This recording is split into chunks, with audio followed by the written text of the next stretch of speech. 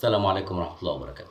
تعالوا نشوف مع بعض كابتن وائل لباني نجم الزمالك السابق وهو بيحرج كابتن خالد الغندور في البرنامج بتاعه على المحور، وبيكلمه في موضوع اللعيبة اللي بتمشي من الزمالك واللعيبة اللي بتروح الأهلي. تعالوا نشوف الفيديو ونرجع نكمل مع بعض تاني.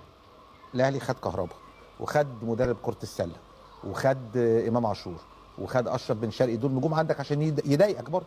وخد زيزو دايركت، ولسه ممكن ياخد الونش، وممكن ياخد محمد السيد، وممكن ياخد حسام عبد المجيد. انا معاك كل ده. انا معاك. طب انت معاك فلوس؟ طب معاك، استنى بس هقول لك. طيب هقول لك بس مفيش فلوس، تمام، عشان انت حطيت نفسك في ازمات كبيره جدا انت برضو السبب فيها كزمالك. اسمعني، انت بقى عندك كام لعيب بنفس الصوره عمل عليك قضيه، وكم مدرب عمل عليك قضيه؟ لا كتير. حلو كده. يبقى مين اللي خلق الازمه لنفسه؟ المجالس. مين اللي خلى اللعيبه او المدربين تمشي؟ انت ما بتحاسبش نفسك على اللي انت عملته، انت بس باصص لحاجه تانية وبتتوه في حاجات تانية.